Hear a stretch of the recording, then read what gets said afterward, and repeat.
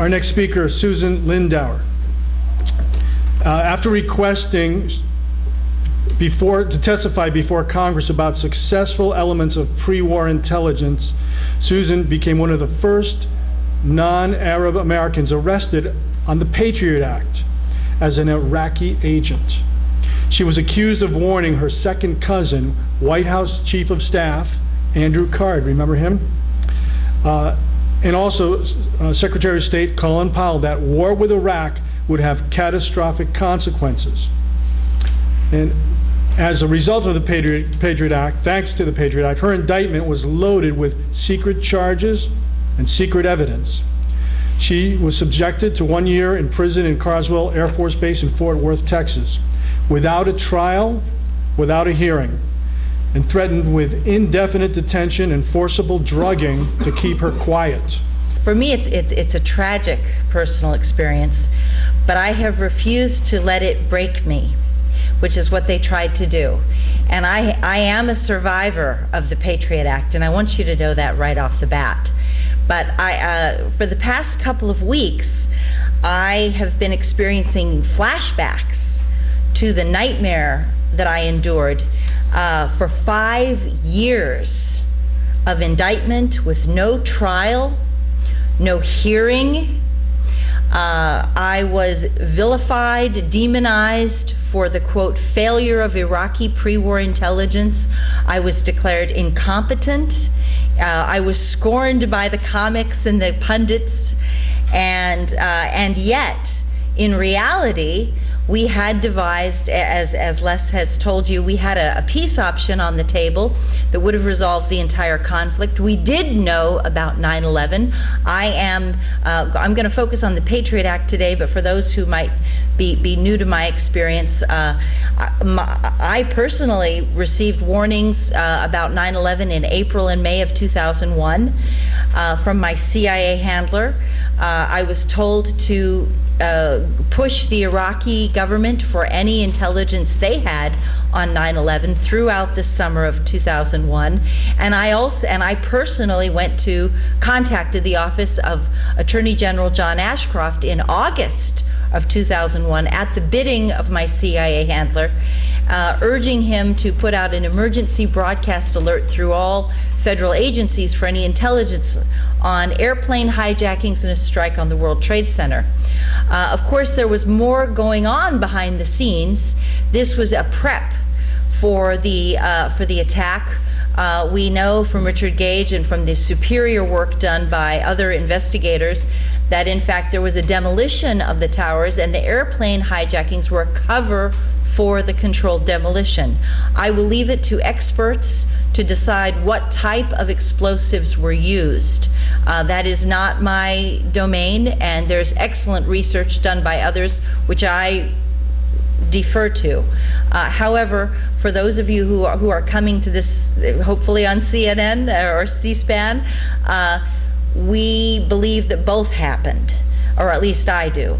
And this is the story that I'm going to tell you today, is what happened to me when I tried to tell all of you. I did not do what Bradley Manning has done. I did not have, unfortunately, a Julian Assange and a WikiLeaks that I could have given this information to, or I wish that I could have. I would have done that if I had known, if I'd had access to those people.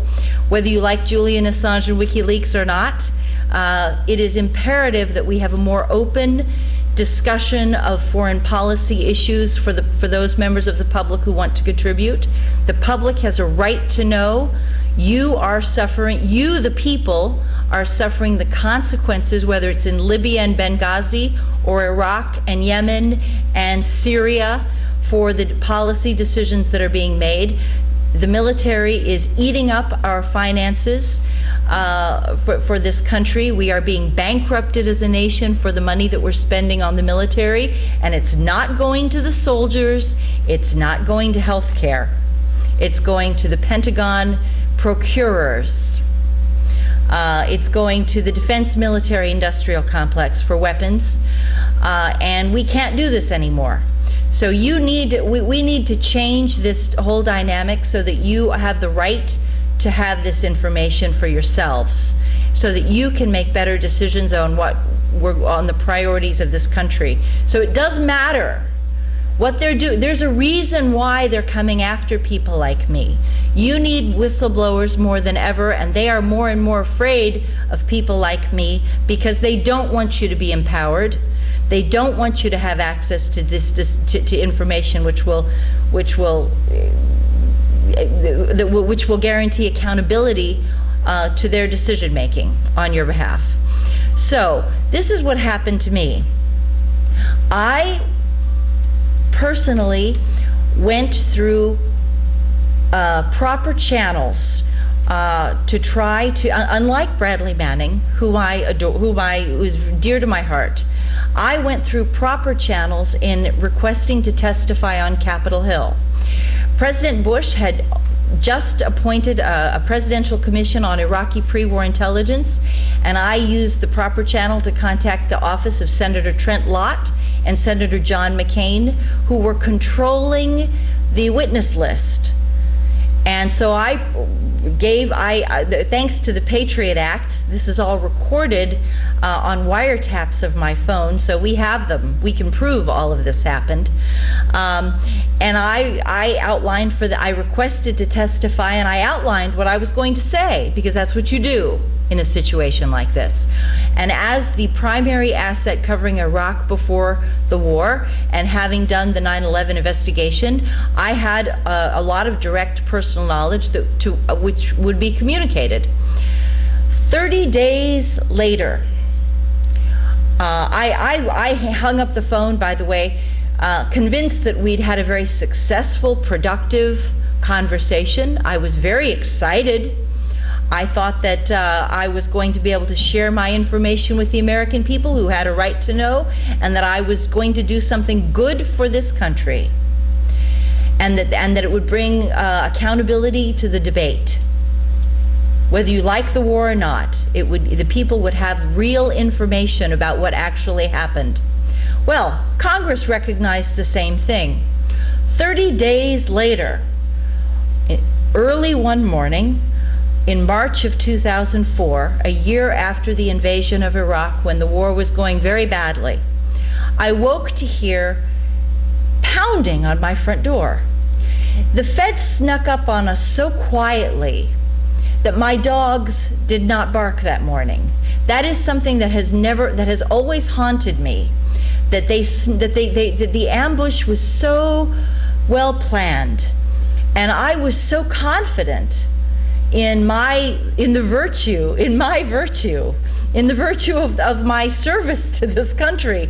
I had no idea that they would pull something like this, and I was taken totally off guard. But they snuck up to my house, and I heard this pounding on the door, and I got out of bed and put on my bathrobe and peered out the window, and there were men in flak jackets on my porch. And they begin, and they're like, "Open this door immediately, we're the FBI." I said, "What? You must have the wrong address.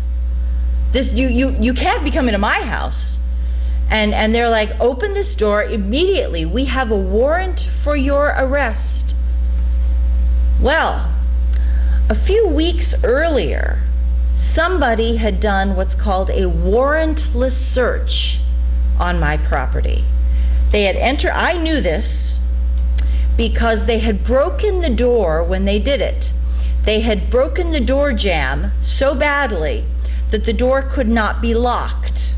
So it swung on it could no longer be closed properly.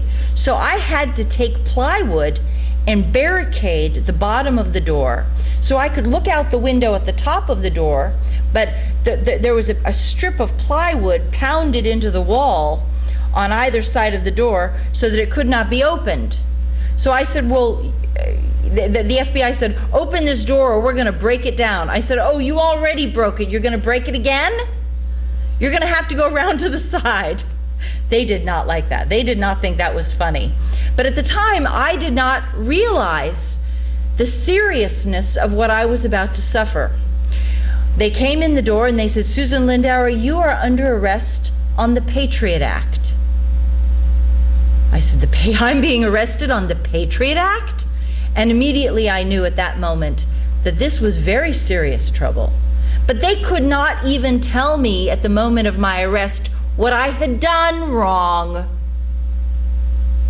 They could not say to me, "Susan," like if you're a bank robber, or if you're a drug dealer, or if you're a smuggler, or if you've done some criminal activity, they could not say, "This is the action that has resulted in your arrest."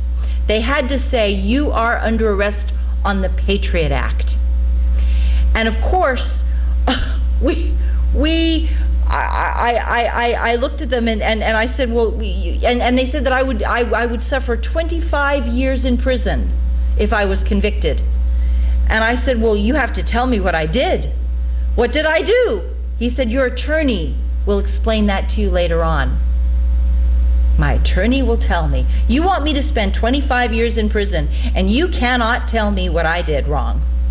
That is seriously FUBAR. And I won't have to define FUBAR because I know you guys know what that means.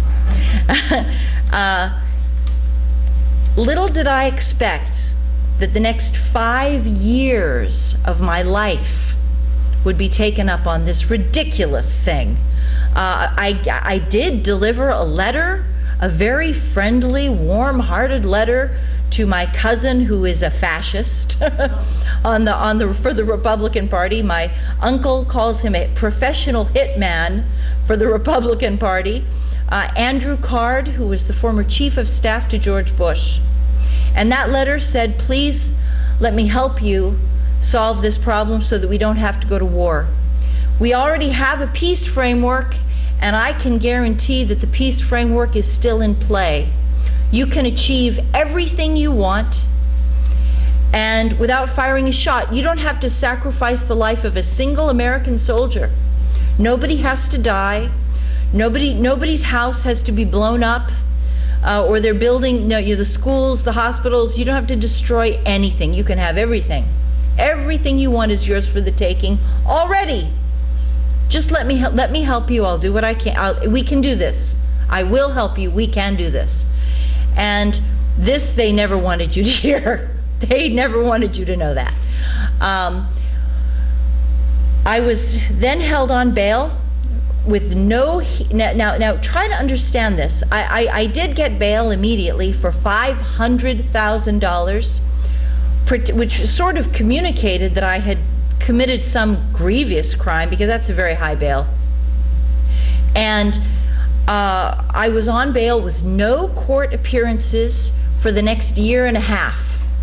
Meanwhile, the 9/11 Commission issued its report. While I was being gagged by my indictment, the 9/11 Commission issued its report saying that we had no advanced knowledge of 9/11 and nothing could have stopped it. Lie, lie, lie. Total Bravo Sierra, as we say. Garbage. We absolutely knew about it. We had details. I told private citizens the timing, that it would be at the end of the summer, early fall. In August, I told friends who live in New York and around New York, family members in Connecticut who spend a lot of time in the city, that the attack in August, that the attack was imminent, and that we expected mass casualties. We expected a possible miniature thermonuclear device to be used in concert with the airplane hijackings. Now, again, we have, Richard Gage has done superior work on nanothermite, and I do not want to undermine, I am not an explosives expert. I bow to those people as to what type was actually used. The point is, we always expected both. And the story that they concocted afterwards was not even remotely like what we thought it was going to be beforehand. We always expected the towers to come down. It was always planned. This was advanced planning, that there would be both, that the towers would come down in the attack and that people were going to die. They knew this, and they did it anyway. They planned it that way. So I was free on bail with no court appearances for a year and a half, for almost 20 months. I did not have to make a single court appearance so long as I kept my mouth shut. So long as I did not go to the corporate media. My attorney was promised, oh, this'll go away. We just don't want her talking. As long as she's silent, it's going to be okay. And then the Democrats did something. The Democrats announced that they were going to hold an investigation of Iraqi pre-war intelligence of their own. And Iraq's contributions to the 9/11 investigation, which of course are very different than what you were told again. Iraq tried to give the United States financial documents on al-Qaeda figures so that the United States could shut down or at least clamp down on the financial pipeline feeding terrorism. If you're serious about 9/11, wouldn't that matter? I guess not. I guess it didn't matter that they wanted to tell you that you had to go to war in order to achieve these results. You didn't have to go to war. You could do it very easily just by grabbing the money. Just take the money away from them and it's a done deal. That would have also helped us win in Afghanistan, because a lot of this money comes from the heroin trafficking out of Afghanistan, which produces like 85 to 90% of the world's heroin production. And that steady supply of cash explains why the Taliban, this mountain ragtag of militia, are capable of surviving assaults from the most superior and advanced weapon systems in the whole planet, owned by every Western nation. You all realize all of NATO is in there with us. We're all losing. and the whole thing, again, simply taking help from the Iraqis and shutting down that cash pipeline would have saved us. We didn't want to be saved. We wanted to feed the military machine. So when the Democrats announced they were going to do an investigation in, I guess that would have been August, September, I was hurried into court all of a sudden. I was told that I had to be in court next week, in 7 days. And when I got into court, they said, we have decided what we're going to do with you. I said, oh, well, I'm looking for a trial. What's going on? And they said, well, we've decided we're going to declare you incompetent. Incompetent to stand trial. Oh, well, that surely lined up with what they were saying on Capitol Hill about the failure of pre-war intelligence. It wasn't the politicians who did it. It was me, the asset, who was responsible for this. And again, you see how the police state and attacking the whistleblowers using the Patriot Act, secret charges, secret evidence, secret grand jury testimony, enables the politicians to go and grab anybody who's in their way for the single purpose of perpetuating their power. It has nothing to do with reality. They believe that you will be deprived of their great leadership. And so they will do whatever is necessary to stop truth from interfering with, because of course you, the people, are not capable of evaluating or processing or comprehending truth. They have to protect you from knowledge, because knowledge will hurt you. Knowledge will confuse you. We don't want you to be confused. We don't want you to question the goodness and the benevolence of our leadership, because you need me to be elected. Not me, but you need Dianne Feinstein. This is my imitation of Dianne Feinstein. You need Dianne Feinstein. You couldn't possibly be effective as a country if Boehner wasn't in power, or Newt Gingrich wasn't in power, or any of these other blowhards on Capitol Hill. What would you do? How would you go on without their leadership? And so they are now taking, you think I'm kidding, they are taking every necessary precaution to make sure that you will never be able to get rid of them. They just spent how much? $6 billion on the current elections, and realized that this is the first presidential election that I have not been under indictment since 2004. From March of 2004 until 5 days before the inauguration of Barack Obama, I was under indictment. And when I was sent to prison without a trial or hearing, they found a way to do it, and it was based on the Patriot Act, which allows the incarceration of citizens with no hearing. So the combination of psychiatry, which is crazy stuff, I'm sorry, I realize there are people out there who really think psychology and psychiatry are wonderful things. I am not one of them. This was a Soviet school psychiatry, if there ever was anything, saying that somebody who disagrees with the government suffers something called opposition. Learn this, because this is you. Oppositional defiance disorder. That means that you are questioning the government, you believe the government is not trustworthy, you believe that you are paranoid in not recognizing and not appreciating the benevolence of the government towards your interests. And that's what they hit me with. And they said that I suffered grandiosity and delusions of belief that an individual can make a difference in our society, because we all know individuals cannot make a difference to our society, and they do not want you to even try. And that's what we're coming to now. It's a terrifying thing when you are being strip searched and shackled, and you are locked. The prison gates lock behind you, and the corporate media has issued a blackout on your story because it would be difficult. It would create problems if we tell the people the truth about 9/11. It would be a problem for the government if we riled the people with facts and information. It would be disconcerting to the people. The people are much happier in ignorance, and we need to keep them that way. And that's what's going on right now. I was then subjected to a year in prison. I was threatened with forcible drugging with Haldol, Ativan, and Prozac.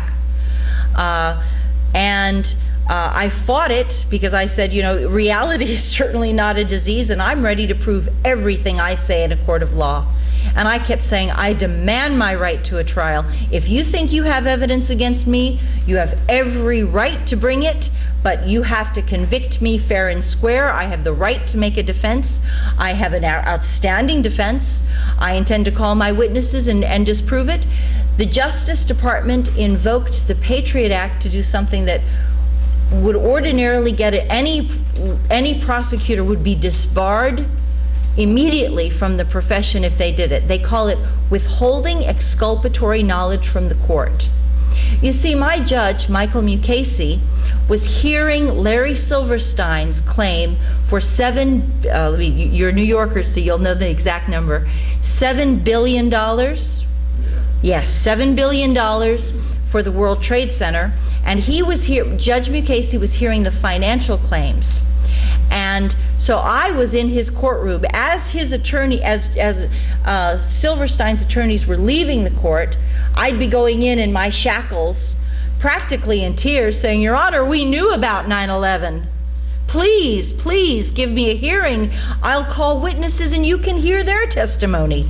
You don't have to take my word for anything. We just want to have you please give me due process of law. Just give me due process.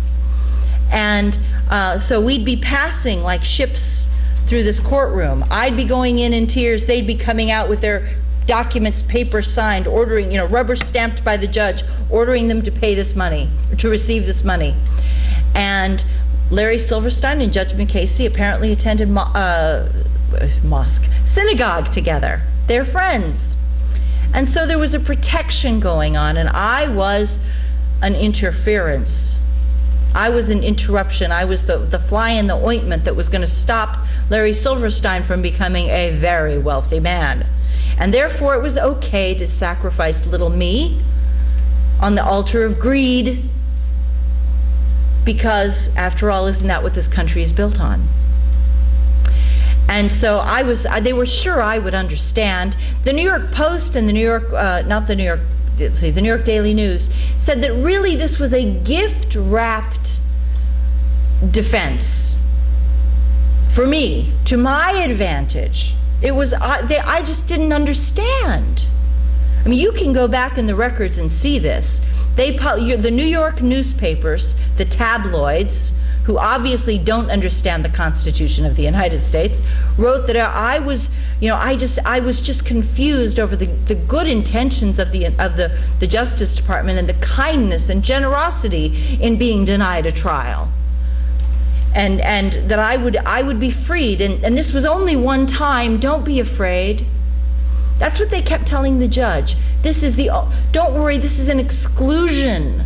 This is not exclusion. This is exclusive. This will never happen again, Your Honor. Please just let us get away with it once. Just this one time, please, please. There's so much at stake. Fortunately, at least, Judge Mukasey refused to allow them to detain me up to 10 years because I fought so hard. I am not a passive woman. I fought. And he refused to allow them to detain me up to 10 years with no hearing or trial and no guilty plea. And he also refused to allow them to forcibly drug me. They wanted to strap me to a gurney and forcibly inject me with Haldol until I could be cured of saying that the CIA knew about 9/11. And saying that I had worked as an asset and that there was a peace option on the table that made the whole war avoidable and unnecessary. And they kept, these crazy freaks in psychology kept saying, Your Honor, we don't know how long it's going to take. She's really convinced of this. We have to cure her. She has to stop saying it. She has to stop believing it. No, we can't let her say this. And Judge Mukasey said, I fought so hard, and my beloved companion on the blogs, my boyfriend at the time, J.B. Fields, who has since died. He died. We were together for 4 years, the whole time I was under indictment, and the whole time he fought for me to have a hearing.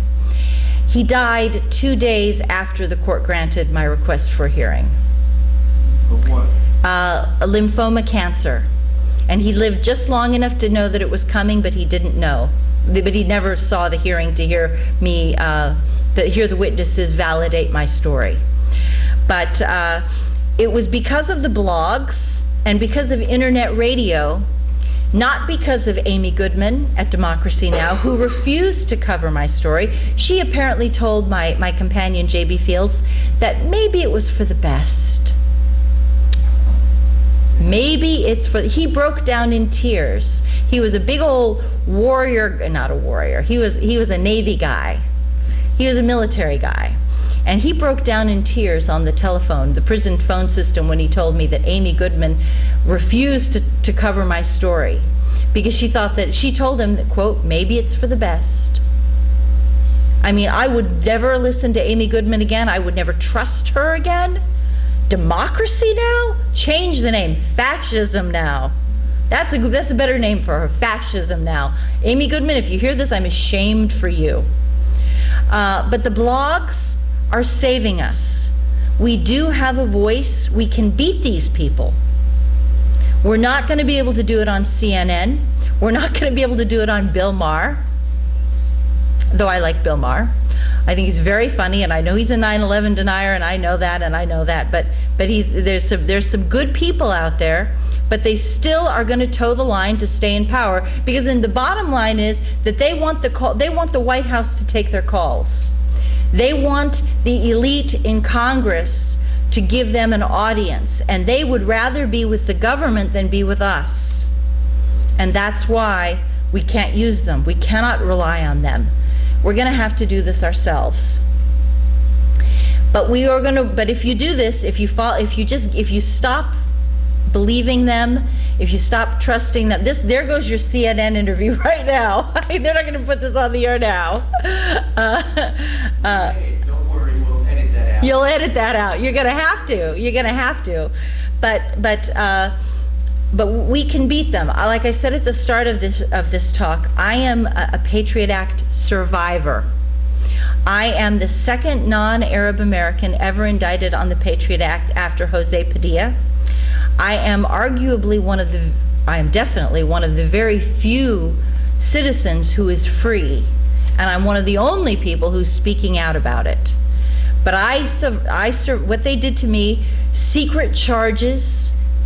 I was never allowed to know what I was really accused of doing. Secret evidence. The government actually claimed that it had no obligation to produce any evidence that an act of wrongdoing actually occurred. I was accused of receiving $10,000 from the Iraqi government, but when we challenged them and said, where's the evidence that it happened? They said, we don't have to produce any evidence. We don't have to give you anything at all. Patriot Act, Patriot Act. In 5 years of indictment, we were never allowed to receive a single grand jury statement. Not one. I had two attorneys. One was a very pathetic, lowly, sniveling public defender who, I'm sure there's some great public defenders out there. This was not one of them. He didn't even try to stand up to the government. He just kind of rolled over when they attacked me. But my uncle, who was an attorney, we'll come back to him. I want to talk about the difference. I'm going to close with the difference between the NDAA and the Patriot Act. But my second attorney was the outstanding Brian Shaughnessy, top drawer, internationally recognized. He's fought so many cases. He's argued cases in front of the Supreme Court before. Was part of the team that brought down the federal sentencing, the mandatory nature of federal sentencing guidelines, which is one of the great, big, most important decisions for defendants, for prisoners. And he was part of that mission. He's done incredible cases and other spook cases. He's very good. He's a former federal prosecutor who was in the court of Judge John Sirica, okay? Of Watergate fame. He's convicted congressman. He has had a top secret security clearance for most of his career. He was never allowed to see the evidence or know the charges against me. Even him, who had done so much, was never allowed to know it. But what's happened when you have secret grand jury testimony in political cases, they can go in and say anything they want. You are never allowed to know what it is, to repudiate it. You're not allowed to know who has accused you of what actions. It is so Stalinist. It is reminiscent to the KGB and the gulags, which is why you need to know that the Patriot Act is actually 7,000 pages, which copies verbatim the Soviet Criminal Code of 1926, I believe. Let me get my years right. The Soviet Criminal Code that established the KGB, because that's what we're coming to now. That's where we're at. And to give you a closing statement on what it means to suffer the Patriot Act, I had an uncle who had 40 years of experience in the law.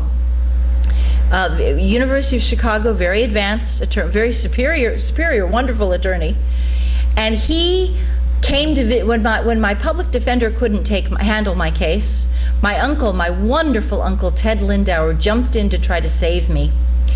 And he drove 700 miles. If you're in Europe, that's 1,000 kilometers each way to visit me at Carswell Air Force Base. The first time, and I want you to understand what the NDAA is going to mean, because we're talking now about American citizens who are going to be held on military bases. And a family member who is an attorney shows up at the base. What do you think they say? The first time he did it, He drove 700 miles in each direction. The sentry at the base said, there is no prison located inside our military base, and there is no Susan Lindauer who is housed here.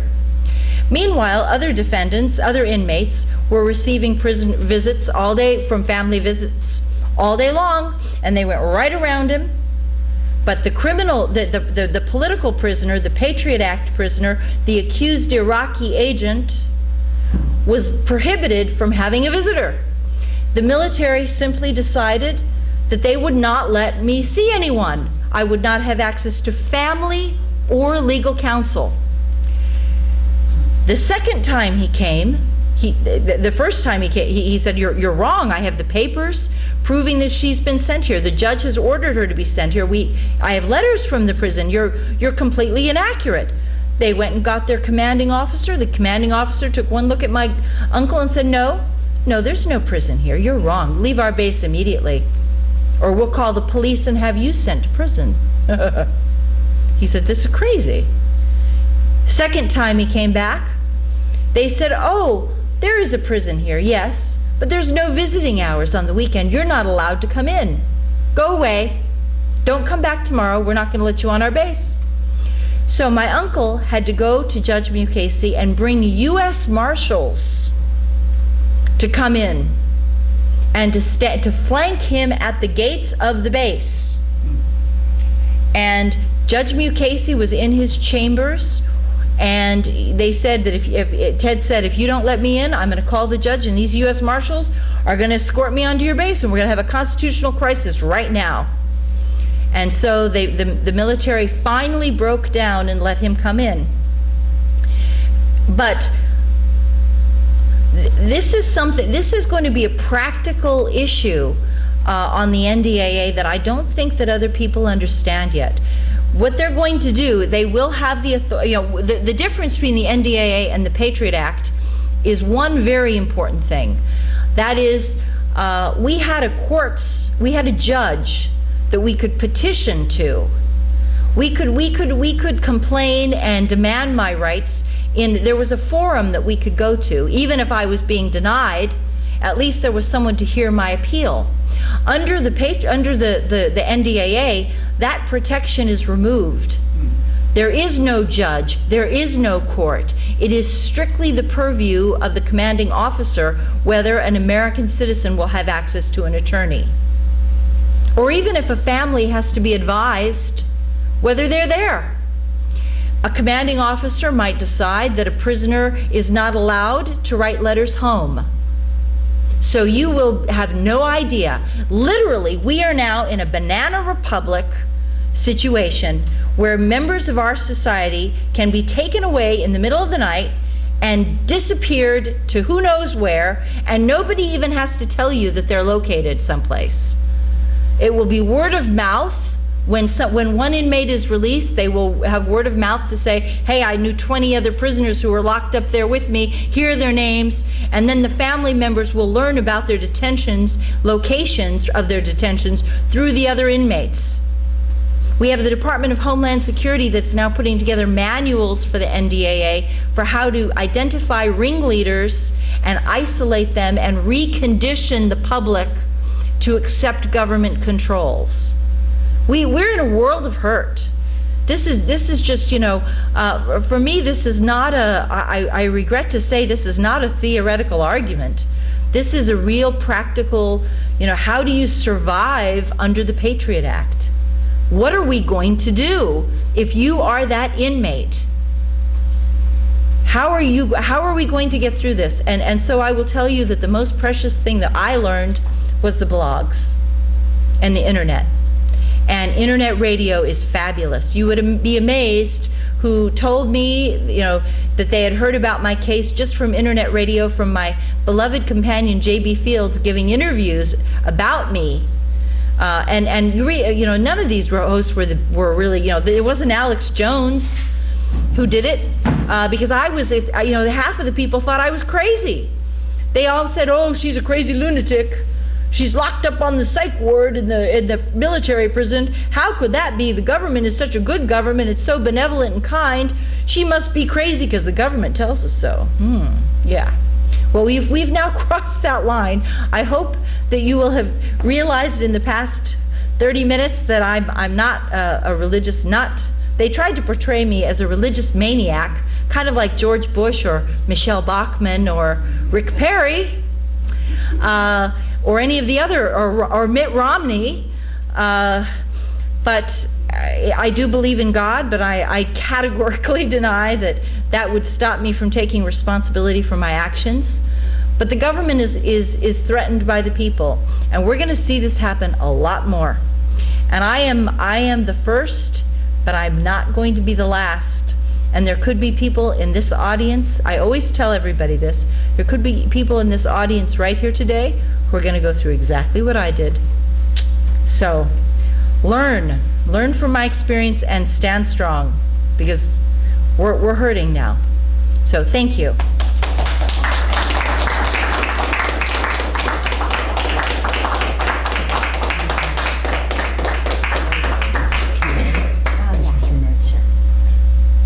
Folks, Susan was kind enough to bring copies of her book, Extreme Prejudice, which goes into great detail of her experience and her analysis of the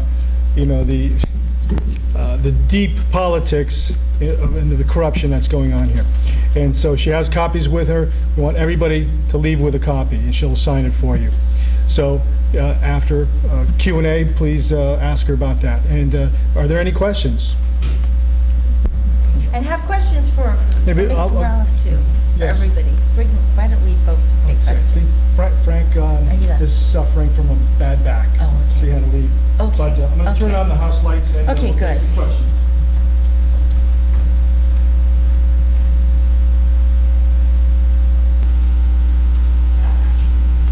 Hi there. How do you explain that the United States is becoming like the Soviet Union and the Soviet Union doesn't exist? The question is, how is it that the United States is becoming like the Soviet Union when the Soviet Union doesn't exist anymore? Well, I think that the easy answer to that is the Soviet Union collapsed because it's a failed model of government. Fascism can only does not prevail over the long haul. It can build a structure for itself, but the people's desire for freedom will eventually pull it down.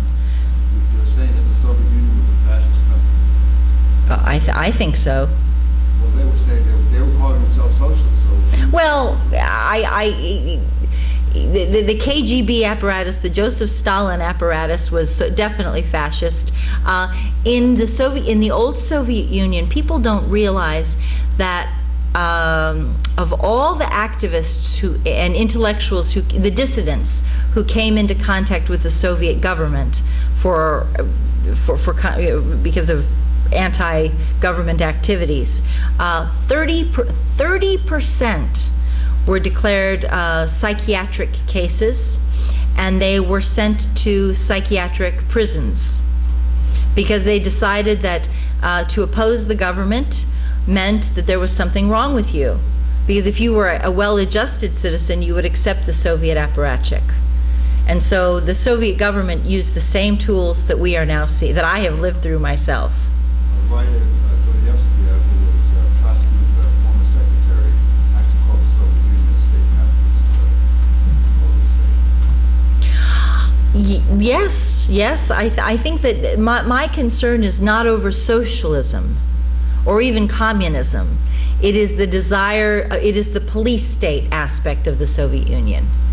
But we have it here as well now. And most people and again, this is not about socialism. It's not about whether socialism is inherently a police state. That's not what I'm trying to argue. It's the police state itself that is a problem. Just while you were detained, aside from being shackled, were you abused or tortured in any way? I was threatened with forcible drugging with Haldol, and the other women on the unit. This is a full-scale prison with 1,700 inmates.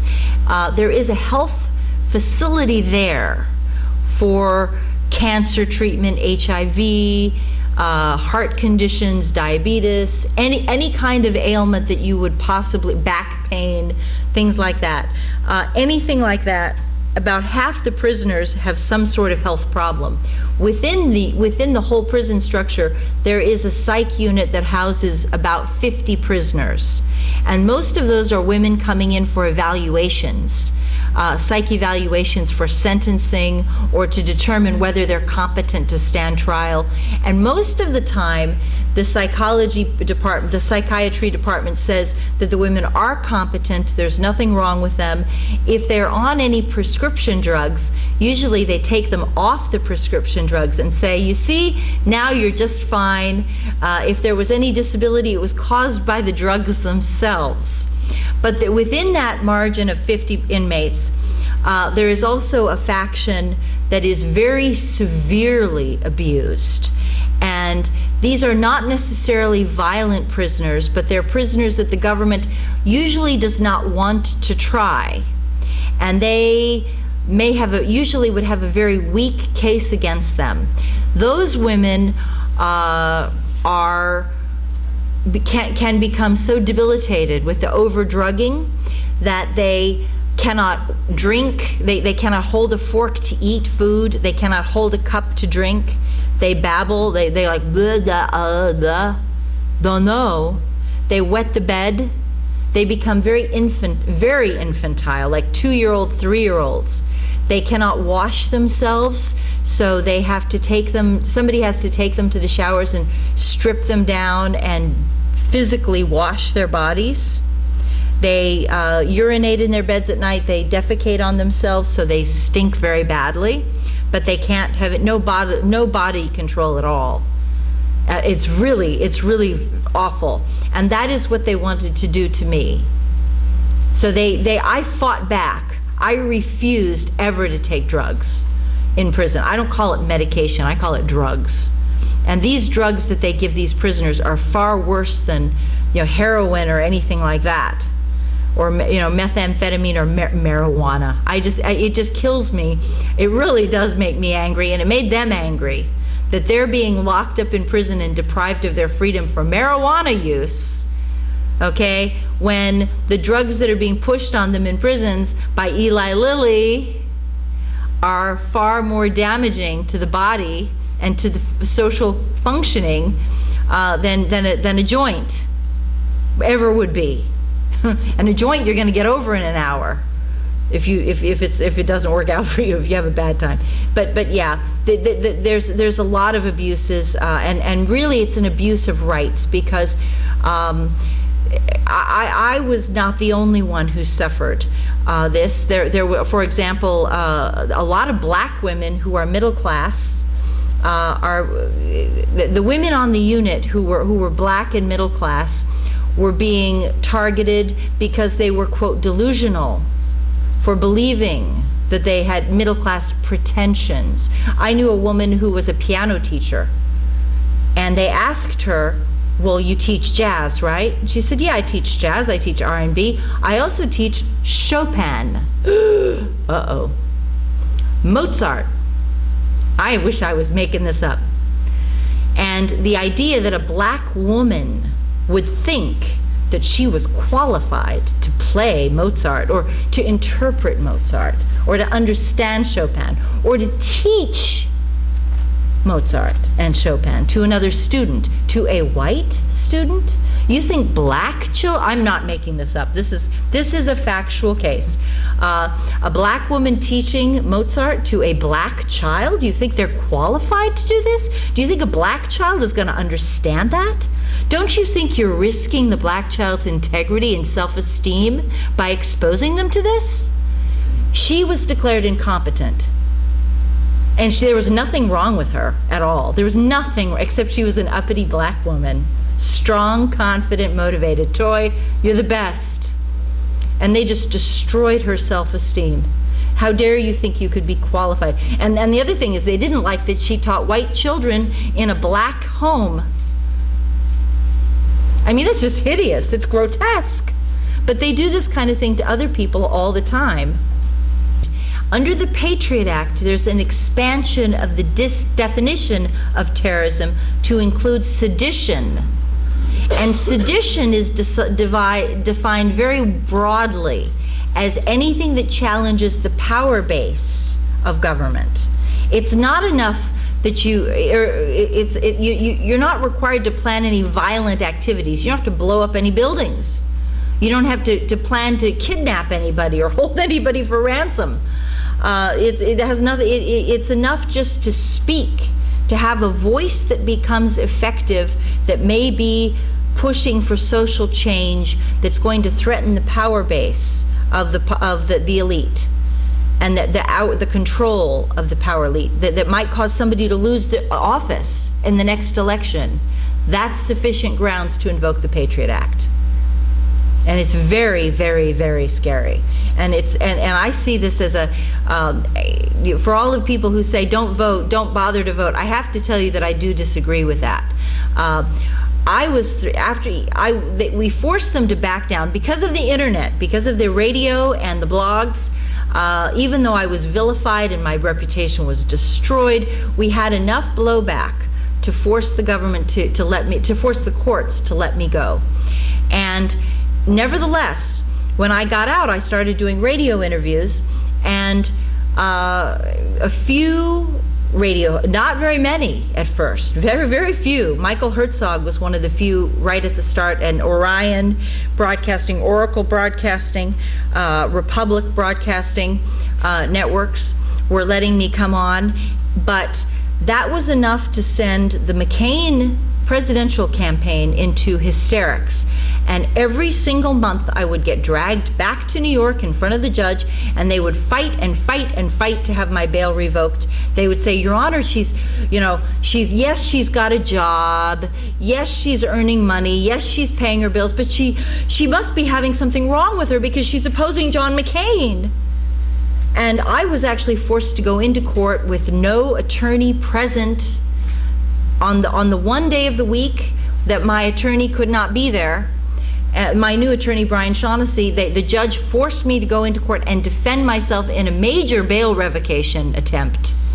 And the prosecutor had witnesses lined up against me, and I was standing there by myself alone with no attorney present in a court of law because the Patriot Act said so. You don't even have that right to have an attorney with you when you're trying to defend yourself, when you're trying to defend yourself from bail revocation, where you're going to be sent to prison and you're not going to be released again. But you're a sovereign being. Yeah, but I defended myself very aggressively, believe me. But it's still, all of the protections that you take for granted, that you presume it levels the playing field, they're all gone. It's all gone now. I want to repeat this. I want to make sure this gets on the air. Les Jameison has just pointed out that all of these rules and laws and regulations are unconstitutional. So why do the courts and the judges and the attorneys obey them if they know that they're wrong?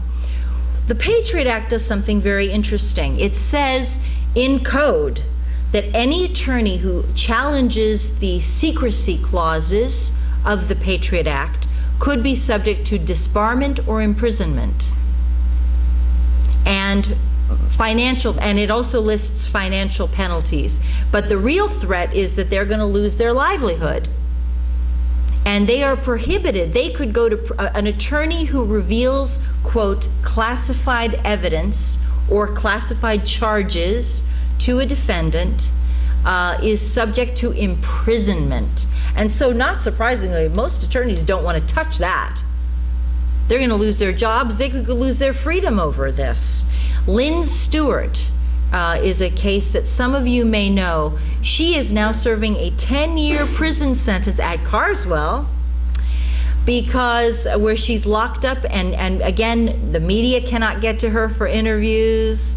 You have to pass the military to get onto that base.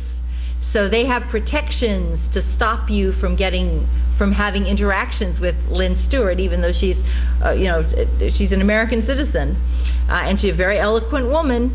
But she was locked up because she represented the blind Sheikh Abdurrahman from the 1993 World Trade Center case, and she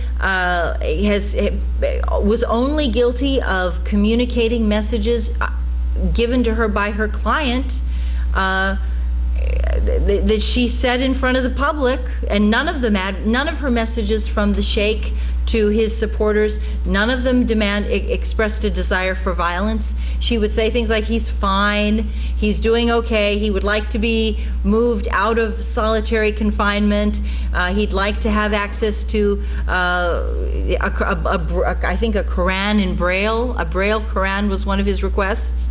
And because she asked for a Braille in Quran, a blind Quran, what do you call it?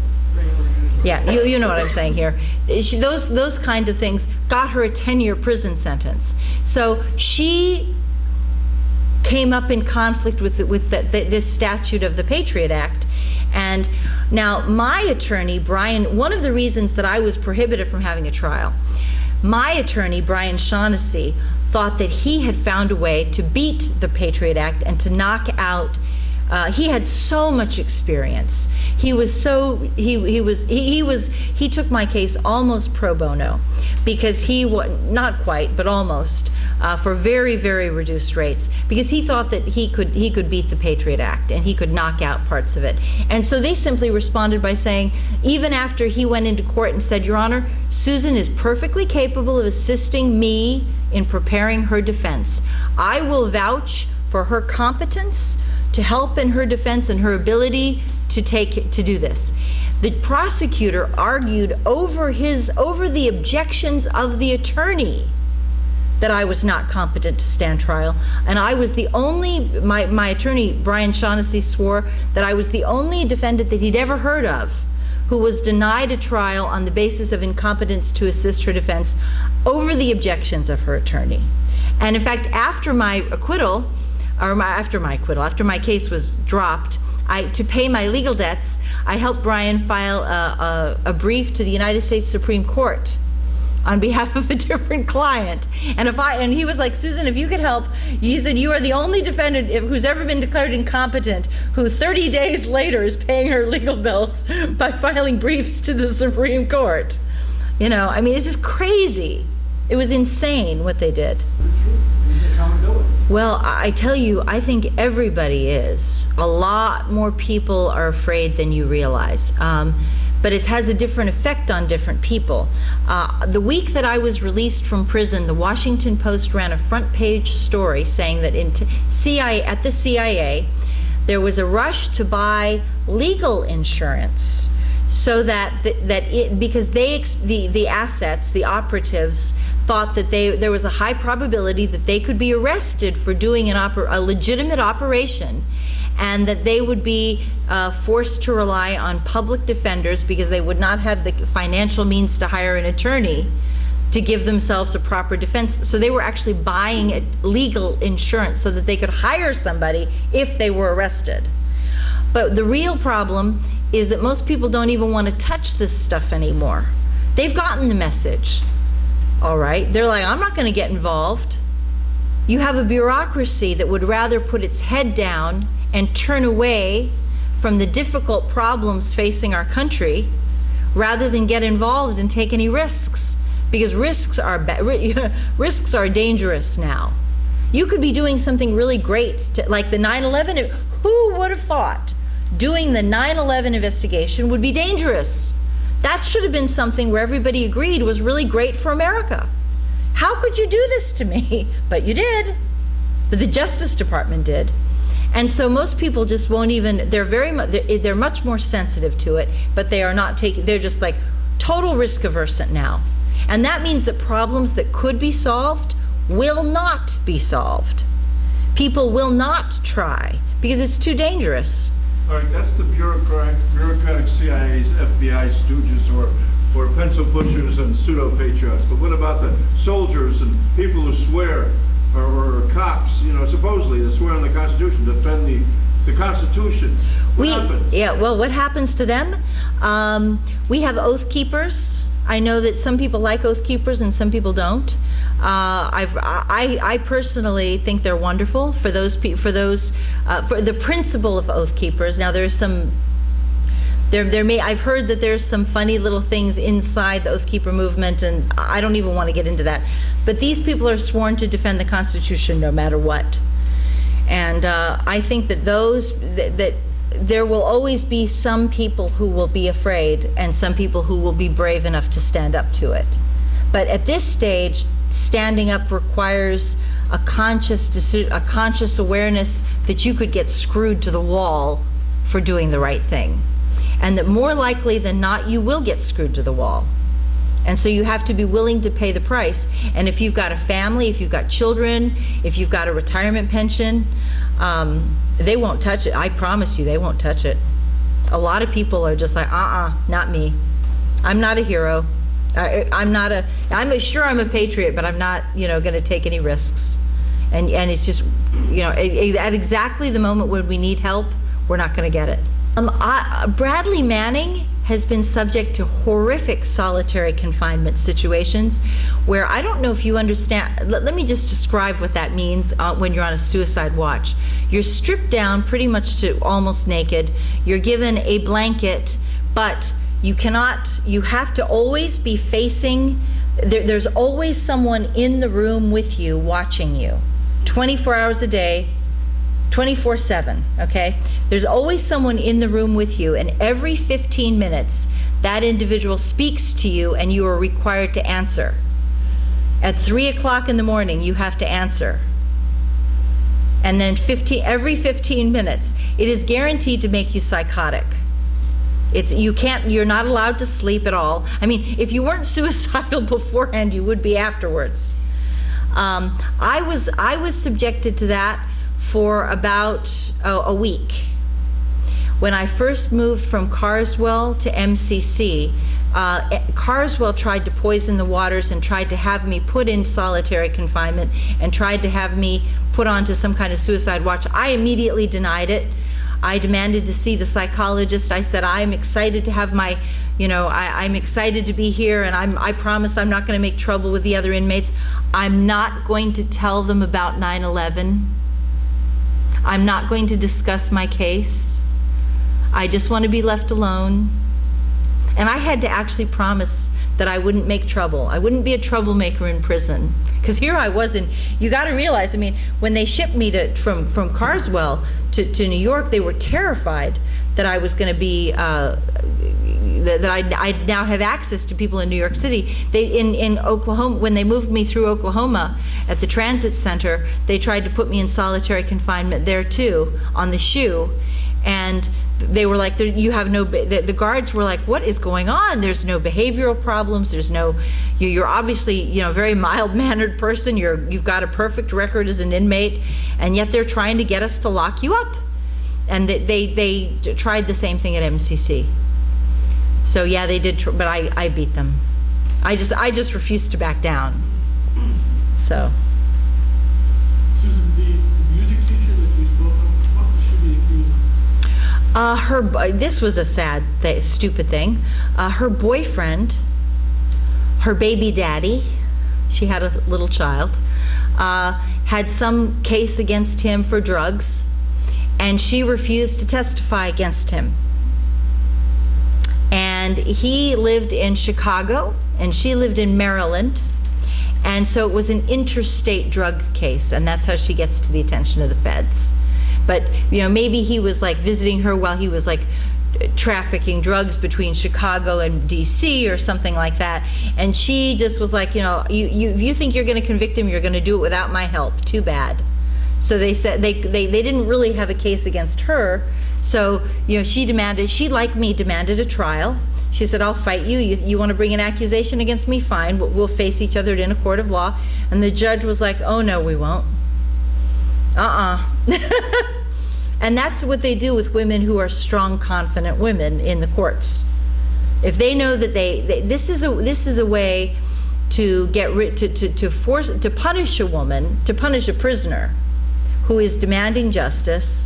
If the courts know they really don't have a case against them, and then they can lock you up without a trial and make you pay the price, and at the same time destroy your reputation and your credibility. So that's what they did to her. Is she still in there? No, she's out. She's out. But she was, but when the psych department heard that she was teaching Mozart to black children, I mean, that's just grotesque. That's so offensive to me. I hope nobody thinks that I'm in any way, you know, just by telling you that story. Some people get really upset when I tell that story, and they think that I'm like on the side, you know. No. It's hideous. I would say contact Elizabeth Fine. Yeah.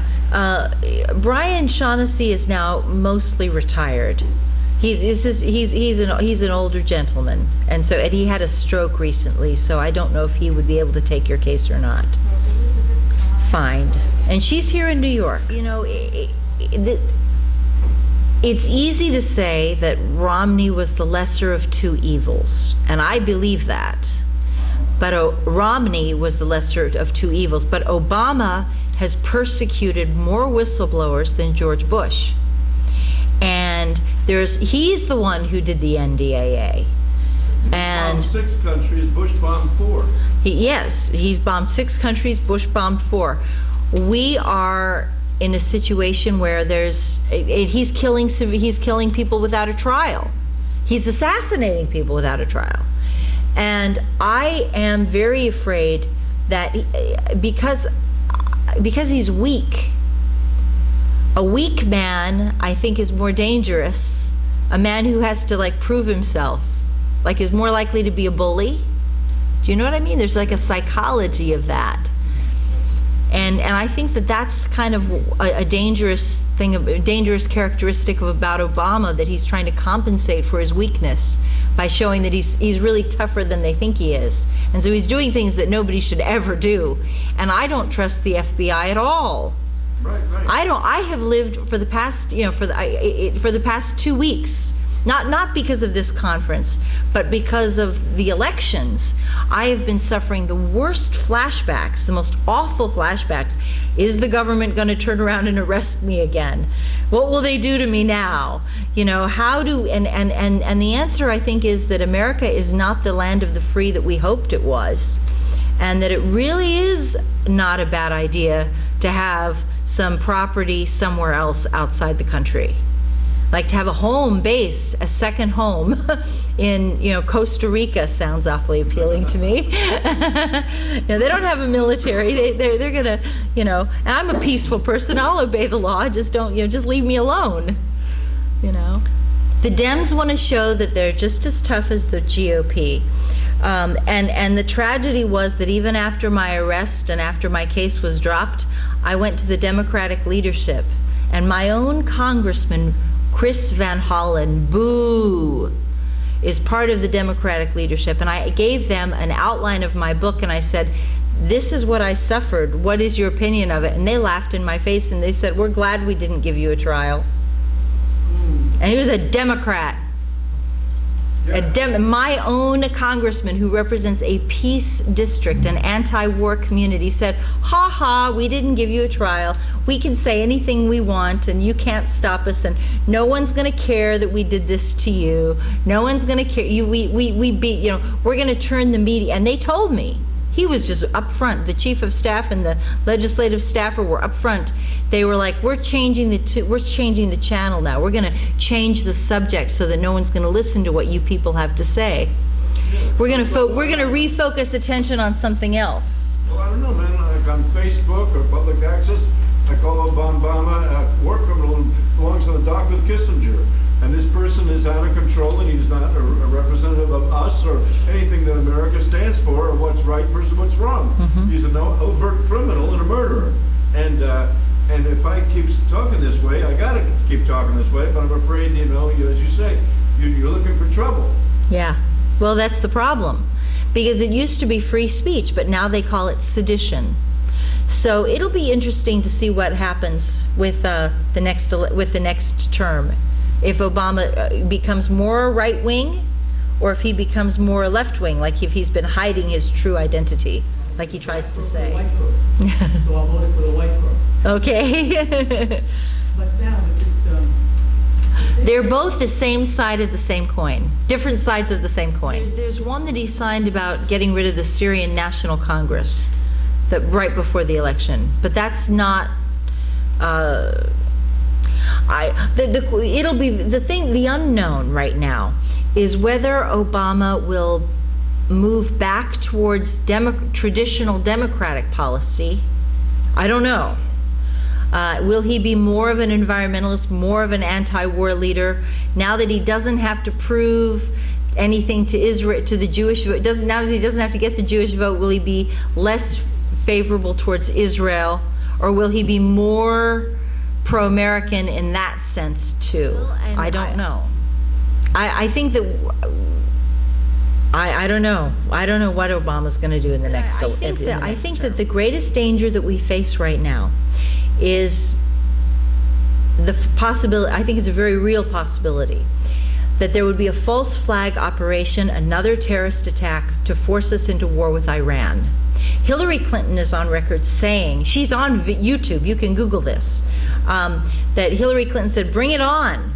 If we could just get it over with, and we should have a false flag operation, get it over with so that we can go ahead and do what we want to do in Iran. And if it paves the way to a war, then let's do it. If we can persuade the people, we can overcome the resistance, the popular will turn around and they'll come with us. So she's on record saying it. I think that, and the Israeli, Israeli think tank people are saying, well, false flag got us into, it was a good thing that we got into World War II, Pearl Harbor was a good thing, and, the Gulf of Tonkin got us into Vietnam, and we could do all the, why not another one? And that, I think, is the greatest danger, because what I think will happen is if there is a war with Iran, sooner or later there will have to be a draft. The country is bankrupt. There is no way we can pay for another war with Iran, or any war in Syria. And if our government decides to try to take us into that direction, they will have to take away our civil liberties just so that they can run the country. They're going to have to take our energy supplies and divert whatever resources we have from this away from domestic uses, household uses, and use it for military. We just don't have enough for everybody. That, I think, is the biggest danger, that they'll start taking what we have away from the private citizens so that they can, that's how I see this happening. I see there being a false flag which would create the war. From the war, you would have a limited number of resources which would suddenly have to be removed from the possession of private individuals and shifted over to the government. The reaction, the public reaction to shifting the resources away from the people to the government would cause outrage, tensions, rioting. That's what would do it. And then the government would come in with FEMA camps and say, okay, you don't have any resources and we don't want you to have your freedom, so now we've got NDAA and FEMA camps combined. Scenario of how it would transition. And that would happen rapidly. That could be done in a matter of 12 to 18 months. And all of a sudden, where's America? It's gone. And those of us, believe me, those of us who are known to be defenders of freedom, and that's everybody in this room. It's not just me, it's everybody here. They know who we are. They'll come and get us first. They'll come for us. They'll just grab us and we'll be removed so that they can do what they feel they have to do to support the war. Well, you know what? That's true. We really do have to. I think of Costa Rica fondly, but we really do have to stay here and fight and defend our country. And we do. And the option is to build another political party, and to. I think I take. A multi-billionaire Ross Perot couldn't get over. Consumer advocate hero Ralph Nader could not get over. And a third party, even if you're backed by billions of dollars and consensus of correct vox populi, of logical, like the Green Party, Dr. Jill Stein was an environmentalist and a doctor, very intelligent. Yes. Governor Gary Johnson, intelligent politician, liberal, intelligent guy. A third party will not be permitted by this corporate fascist monster that is illegally stole the election in 2000 and continues to bamboozle us with his computers. See, I think he's right. That's the problem. Now, let's hear your response. They can't stop us, but are we going to be effective until we get $6 billion of our own to stand up against, unless we have a billionaire in our back pocket? I think we've got to get rid of Citizens United. I'd like to say that. corporate personhood, forget it. This election shows that what a disaster it is. It's only by sheer force of will of the people that we were able to defeat this monstrosity. But the Democrats are hitting us too. It's coming from both sides. But the Citizens United The Citizens United was a Supreme Court case decision that allowed that said that corporations have personhood. Oh, yeah, but this is the one you... I think that Ralph Nader is a committed activist and is a passionate. Well, I would disagree. I disagree with you. I think he's very passionate and committed, and the problem is that the whole system is stacked against passionate, committed leadership. That's the problem. So, but I think that but that doesn't mean we shouldn't try. We have to persevere, and we have to keep building a momentum for it. Well, I think we're just gonna have to keep working towards that goal. I wonder if we have enough time, because I think that the attack that's gonna hit us, that's gonna take our freedom, that's gonna I think it's gonna happen so fast. And it's also happening. It's going to happen so. Let me just tell you something. It's going to happen so fast that what we're going to discover now. Everybody in this room, I realize, you guys are awake and you're aware and you're vigilant and you know this stuff. But the rest of the public who isn't in this room, they're going to wake up one morning and all of a sudden they're going to realize that the infrastructure is in place already to grab everything left that we have, and then it's all going to be taken away. And there will be some false flag operation, and the next terrorist attack will be martial law. It'll bring martial law, and then I think that our desire for a political party will become a major threat of sedition to the elite, and they'll see that any third party challenge as a significant threat to their power base. And both of these guys. First of all, thank you so much for telling your story. Very hard-hitting. Oh, I would love to see that. Gray state. Gray state. A normal day in American life, and all of a sudden they're hit with Really? martial law. Just what you're saying. Yes, and that's how it's going to happen. And we're going to wake up to find out that they very carefully laid out all the infrastructure that they need to tear down what's left of our freedom. And it's all done. And all it takes is one more attack. Just said something very important, that we're all focusing on the doom and gloom, and really what we need to be doing is reaching out to other nations and other peoples across, on a global perspective, having developing a more global consciousness, so that we're helping each other and supporting each other in building these movements across national boundaries, right? It's not my original idea. This is what I've heard from other people. But that's a great idea. Webster, That is a way to do this. Well, for example, Webster Tarpley has just that, and I'm looking back on his words. And that's a Webster Tarpley idea. I think that's an excellent idea. I think that's a good way. And I think that having a third party and trying desperately to both of these ideas, breaking out of the mold of the restrictions that we're only going to allow two. Well, we have two parties that each embody the same thing. They're two different faces, a left face and a right face, but they're the same thing.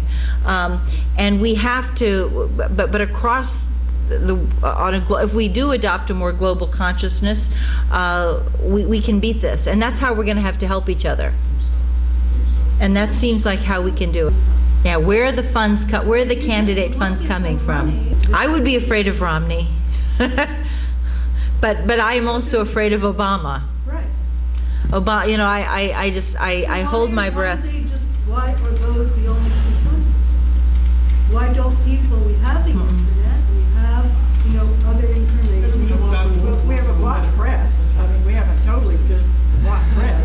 What I'm interested to know, I love this idea of Gordon. Yeah, Gordon. I mean, well, I love the fact that he said tired of this doom and gloom. We've got so much doom and gloom. I mean, you are a ray of sunshine. You are an amazing. You think so? You are so absolutely magnificent. Oh. She could be an actress. She's all the real thing. Oh. But in this wonderful form. Oh, you are so. That is very sweet of you. And what I'm. But I'm telling you, doom and gloom. Yeah, I understand. I think we understand there is doom and gloom, and that we're in a terrible, terrible fix. I mean, all of the blogs are good. American Politics Journal, Op-Ed News, Smirking Chimp, scoop independent news in New Zealand, you'll find it all over the place. Republic Broadcasting, Oracle Broadcasting, it could be, some of them are conservative, some of them are liberal. They don't all have to agree. There has to be, you can create your own blog. The internet is full of voices, and that's the key, that we have access to primary sources. We can break through the censorship. The corporate media has failed us entirely. You're not going to see this on CNN or Fox News. Oh, another little girl, I call her a little girl, she was like 20 years old, Spelman College, top 10% of her class. Her husband had been, she married, she was a good girl from a good black family, good African-American family. I don't mean derogatory words by using the words black, that's my age, I guess. But she was in the top 10% of her class, but the crackers at Carswell, as I call them, did not understand what Spelman was, that Spelman is actually a very prestigious, historically black women's college, and that you would have a certain intellectual academic standing if you were accepted into this school. And they declared her incompetent, and to punish her for reading the newspaper and for having knowledge of current affairs, they doped her up with Haldol, Ativan, and Prozac so badly she couldn't speak anymore. She would cry only. She could not have any kind of communications or any dialogue with any human being. But what you see is that, but it is interesting because we have always done this to black people. What's upsetting, I mean, no offense, because I know that there are people here who are totally into racial justice and social justice for all people across all colors, but we have allowed, what I found, I'm just being honest with you, we have allowed these things to be done to black people without protest. And I have to admit, War on drugs is anti-marijuana law. it's an anti-marijuana laws are they're mostly going to affect the black community, and we have different rules for them and different punishments for them. And we tolerate very great abuses so long as it's done to people of color. And now what I have to admit that some of these things that I suffer, the reason people pay attention to it is because I am a non-Arab American. And it's terrible enough if it's done to any human being. You know what I mean? But we have to, but the reason that people will listen to it is because did it to a blonde woman, a blonde white woman. But if I was an African American, no one would be paying attention to it. Or if I was a Muslim American, they'd say, well, you got what you deserve. So I'm just telling you, I mean, I'm being a little bit bold here, but we do need to reach across, and we need to realize that the whole system is screwed for everybody. And it's so. But I think you are a wonderful accident. I mean, it's a terrible thing that happened to you. Yes. And had you known that you were going to go through this, would you have actually been a whistleblower? I had to do this. I believe what I did was right. I had to stand up for what I believe. I deeply, passionately opposed the war, and I deeply believe that people needed to hear about the truth about 9/11. But you didn't have any idea what they would do to me. No idea. So anyway, last question, or no? Oh no. What is now? I stepped out for a minute. Okay. But what is the final disposition? You were targeted. They tried to declare you incompetent. But today, you're free. The charges were good. What is the final disposition? I must ask that I don't see more than 2 federal agents in the room. So, I mean, what's the status of where you are, and how is it that you are free to... Well, that's a good question. My reputation was, in their eyes, I was completely destroyed. I was declared incompetent twice. Well, wait a minute. I have to ask you this. Okay. You talked a little earlier. Yeah. You were declared incompetent by a court that dismissed all charges against you. Yes. There's a little bit of 2 sides to that story. If all charges were dismissed, But it was all actions within the process of the court also were no longer in effect. Yes, that is true. But the problem was, for 5 years, they used the incompetence rule to force me to bend to the Justice Department. Like, I was treated like I I was still subject to the rules of the parole. Like I was on parole. I had to report to a parole officer every single week. I could not travel around the country. I was my speeches, my radio interviews particularly were being monitored and were reported to the judge. I was forced to, they continuously tried to revoke my bail. Even when my attorney swore that I was perfectly capable of assisting him in my defense and that he objected, he refused to use an incompetence defense on my behalf. The judge still said, no, we've decided she's incompetent. We refuse to acknowledge her capability to assist in her defense. This is not, because the charges were dropped. But that was after 5 years. No, I'm talking about today. Okay, yeah, but Where are we today? right as of today, I am no longer under indictment. I have been safe. Were you ever declared, is there any law or any judicial ruling that has declared you incompetent that has survived the case? The incompetence has no bearing on my financial matters of my daily life. There's no guardianship. No. But there's just so you know, there's no guardianship. There's no financial impact on me today. Not that. Okay. You were declared incompetent within a case that was dismissed. Yes. Therefore, It's gone. The declaration of incompetence, does that survive the case which was dismissed against you? Only I see what you're saying. Does the incompetence finding survive the case? Which was dismissed. To survive the case which was dismissed? No, it does not. It has no bearing on my daily life, except in how people perceive me. Like there's some people. Is there anything in the wake of? Is there anything on the legal records? There's nothing on the legal records that would stop me from having. Well, sure there is.